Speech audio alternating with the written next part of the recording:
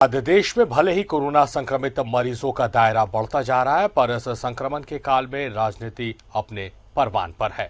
राज्यसभा चुनाव के ठीक बाद फिर से एक बार झारखंड में बाबूलाल मरांडी को नेता प्रतिपक्ष बनाने का मामला तूल पकड़ने लगा है। इसी क्रम में बीजेपी का एक प्रतिनिधि मंडल विधानसभा अध्यक्ष रविंद्रनाथ महतो से मिलने उनके आवास पर पहुंचा। देश में भले ही कोरोना से संक्रमित मरीजों की संख्या में लगातार इजाफा हो रहा हो, पर कोरोना के बढ़ते इस संक्रमण के बीच झारखंड की राजनीति भी अपने पूरे परवान पर है। राज्यसभा चुनाव में परिणाम से उत्साहित झारखंड बीजेपी ने अब बाबूलाल मरांडी को नेता प्रतिपक्ष बनाए जाने को लेकर राजनीति शुरू कर दी है।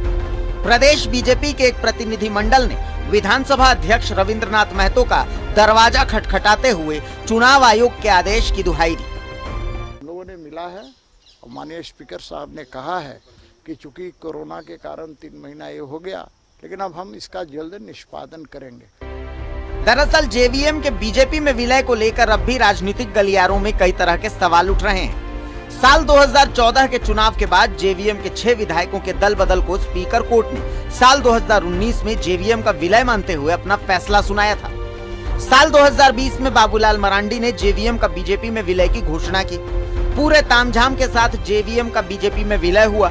ऐसे में कौन सा विलय सही है, कौन सा गलत, इस सवाल का जवाब बीजेपी नेताओं के पास भी नहीं है या वो इसका जवाब देना ही नहीं चाहते। सभा अध्यक्ष की कोर्ट ने ही पिछली बार जो फैसला दिया उसमें कहा कि भाई ये बीजेपी में विलय हो गया इन 6 विधायकों का पार्टी सहित। कौन सा विलय, कौन आप सही? आपके प्रश्नों का हम नहीं कह सकते हैं कि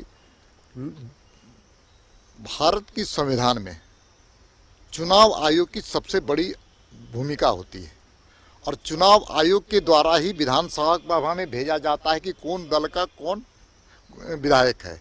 इसलिए स्पष्ट रूप से जब बार बार वहां से निर्देश आने के बावजूद नहीं हुआ तो भारतीय जनता पार्टी के कार्यकर्ताओं में रोष है, झारखंड की 3.25 करोड़ जनता में रोष है। विधानसभा अध्यक्ष रविंद्रनाथ महतो के आवास पर बीजेपी के प्रतिनिधि मंडल ने अपना पक्ष बहुत विस्तार से रखा। विधानसभा अध्यक्ष ने भी इस मामले में जल्द निपटारे की बात स्वीकार की।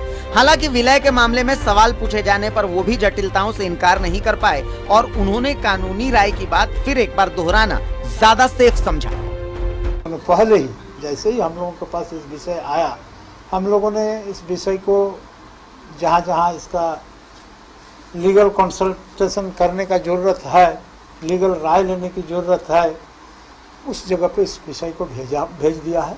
और बीच में जो 23 मार्च से लेकर के काफ़ी दिन हम सारे लोग लॉकडाउन के चलते अपने अपने घरों में बंद रहे, इस विषय पर हम लोग फिर परस्यू नहीं कर सके। जेवीएम का विलय इन 2 प्रकरण तक ही सीमित नहीं है।